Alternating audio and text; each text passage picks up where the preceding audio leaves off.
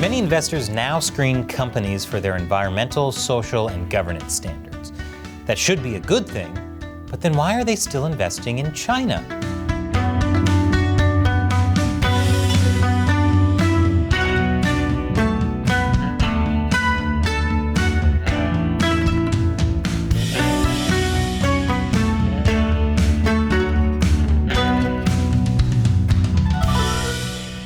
Welcome to China Uncensored. I'm Chris Chappell.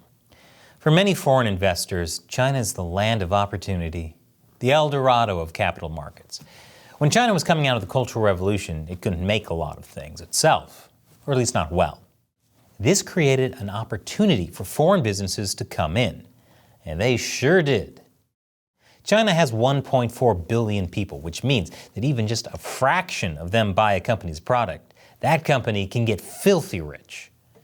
This is why foreign investment in China just keeps getting bigger. But there are some big ethical red flags when it comes to investing in China. To start, China has a major pollution problem.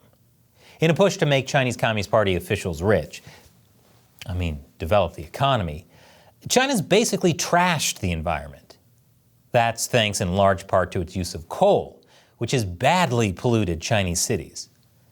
China has other pollution problems as well, which I won't go into here, but I'll put a link to this video we did about how China's pollution has reached apocalyptic levels.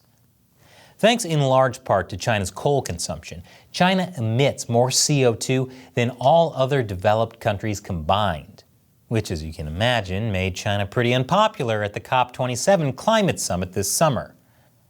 China's pollution problem has also led to the phenomenon of cancer villages, where almost every household in a village has at least one person suffering from cancer.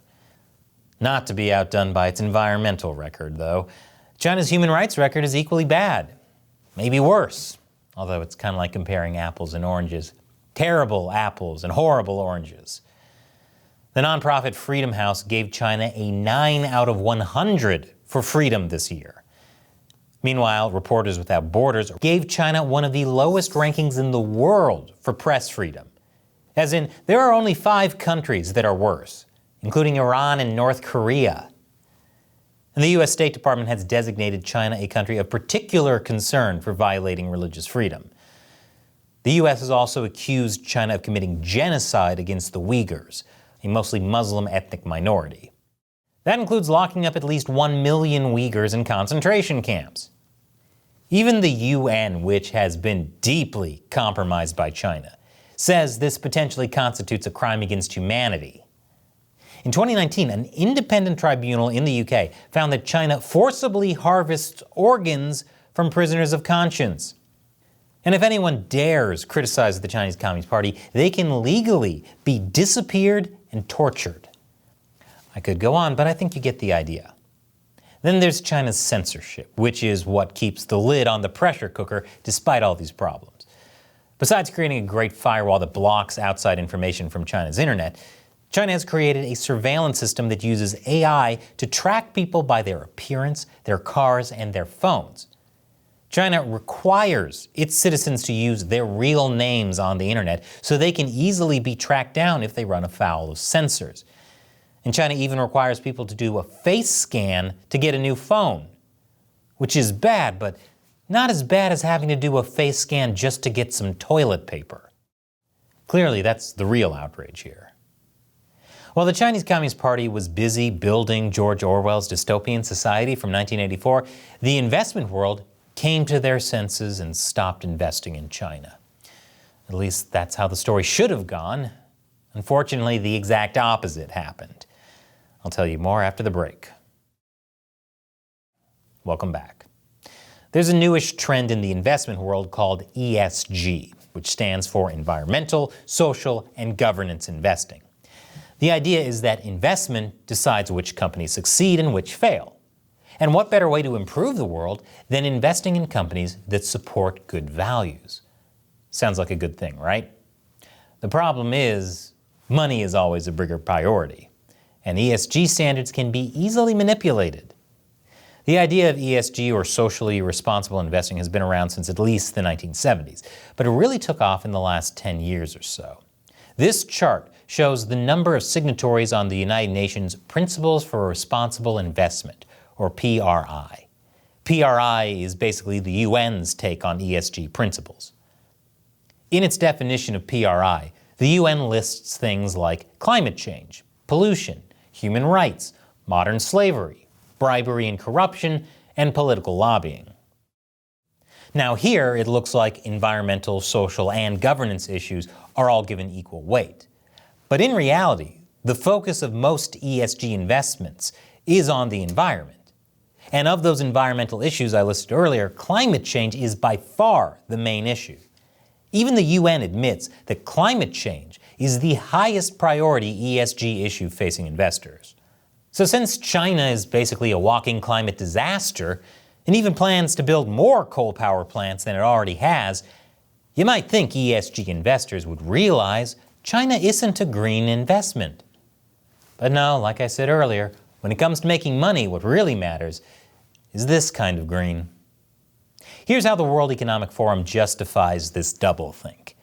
President Xi has announced China's goal to be carbon neutral by 2060, which will further fuel the transition to low-carbon economy transition.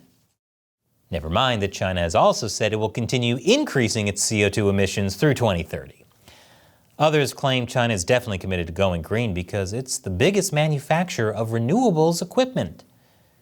Yes, all the solar panels are being made with forced labor in China. So green. Now I'm sure some of you are thinking, why so cynical, Chris? Just because China oppresses its people and pollutes the environment doesn't mean it doesn't care about the destruction of the planet. Well, for one, the fact that China emits more greenhouse gases than the entire developed world combined and doesn't plan to stop for another 8 years makes it pretty clear what its priorities are. Second, if you look at how China treats other global resources the world depends on, you can see that China basically doesn't care. For example, China has essentially wiped out all the fish in its own waters, which is why Chinese fishermen have been caught poaching all around the world. And it's not just private fishermen doing this, these are state-subsidized fishing operations. When the Chinese Communist Party talks about the promise of renewable energy, it's not saying that because it cares about climate change. It says that because it's a great business opportunity. For example, China gave massive subsidies to its solar panel industry. This allowed it to flood the market with cheap solar panels and drive out competition all around the world. And like I mentioned earlier, I'm sure it also helped that China has a lot of enslaved Uyghurs that needed to be re-educated through forced labor. Then there's the Chinese Communist Party's history of saying what investors want to hear and then doing the exact opposite. This is the vice chair of China's Securities Regulatory Commission in August 2020. The Chinese economy, despite the challenge of COVID-19, has actually recovered quite nicely. And during the last 3 weeks or so, I went to Hainan, I went to Qingdao, and I went to Shenzhen, and then I went to Guangzhou. So I went to 4 cities during the last 3 weeks. And just based on my own observation, the economy seems to have quite fully recovered. This was during a time when China was trying to convince the world it had basically beaten COVID. Well, 2 years later, China is still in the throes of the pandemic and its economy has definitely not recovered, which is why it's now trying to boost foreign investment. I'll tell you more after the break. Welcome back. So China has been trying to woo foreign investors to help its sagging economy. And foreign investors have responded despite the risk that arbitrary government shutdowns could come back at any time. Even earlier in the pandemic, companies were still heavily invested in China. In 2021, Hong Kong Watch looked at a range of institutional investors that had investments in China, many of them managers of public funds.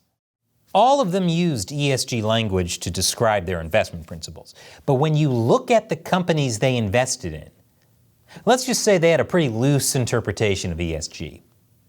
The New Zealand Superannuation Fund is New Zealand's government-owned investment fund that covers pretty much every New Zealander's pension funds. It claims it's committed to the UN's Principles for Responsible Investing. It even received an A+ rating from the UN's PRI for its responsible investments. But Hong Kong Watch found it was invested in 14 Chinese companies that the U.S. had blacklisted over national security and human rights concerns. iFlyTech, for example, has reportedly worked with China's military, while Zhejiang Dahua Technology worked with the Chinese regime on surveillance systems to track Uyghurs. Same thing with the Norwegian Sovereign Wealth Fund, Norway's government-run pension fund. It claims it expects companies to integrate human rights into their business practices, and says companies can be excluded from the fund if they don't. Yet Hong Kong Watch found that the fund was heavily invested in companies like Alibaba, Tencent, and Baidu. Alibaba has worked with the Chinese government on facial recognition technology that specifically targeted Uyghurs. Tencent, which owns messaging service WeChat, routinely censors for the Chinese Communist Party, even surveilling foreign users of WeChat. Search engine Baidu has also been accused of working with the party on censoring pro-democracy speech.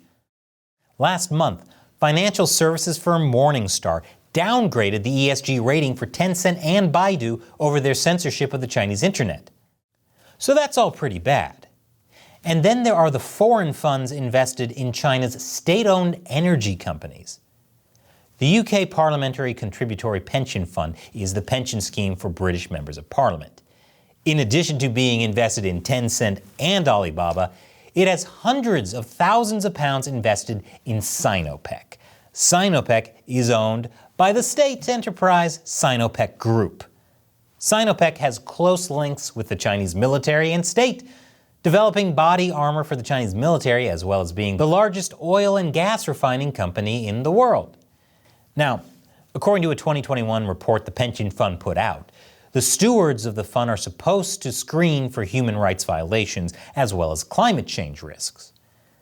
I'm not sure how they see being invested in the largest producer of oil and natural gas as helping mitigate climate change, but I'm sure they have a good excuse. The UK University's superannuation scheme was also invested in Sinopec. This is the largest private pension scheme in the UK and is also a member of the UN's PRI.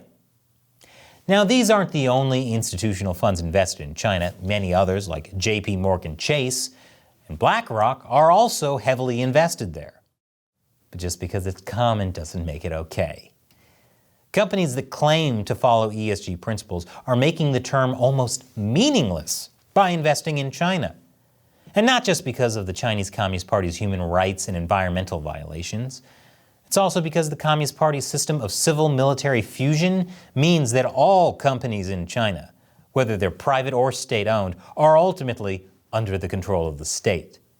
And that state doesn't exactly care about improving environmental, social, or governance-related issues.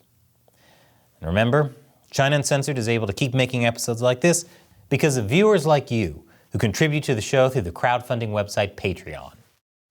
As a thank you, I answer their questions at the end of the episode. Today's question comes from Generic Full-Time Weirdo. Recently, I saw a map of countries that claims to be a democracy. China was one of the nearly 95% of those countries. Could you explain what democracy with Chinese characteristics looks like inside a country with a Marxist-Leninist ideology? Well, Generic Full-Time Weirdo, I can do better than that. I made an entire episode last year on how China is a democracy now.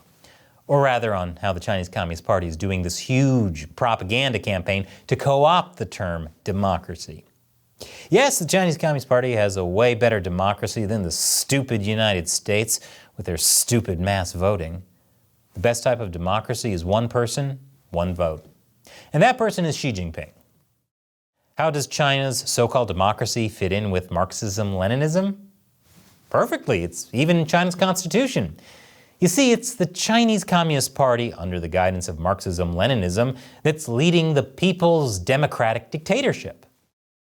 And if you're confused about what the People's Democratic Dictatorship means, I explained how Chairman Mao invented that term and how it's even more messed up than it sounds in this episode. Check it out, Generic Full-Time Weirdo, and thank you for supporting the show. And if you'd like to do the same, visit patreon.com/China Uncensored. We rely on your support to keep making great episodes. Once again, I'm Chris Chappell. Thanks for watching China Uncensored.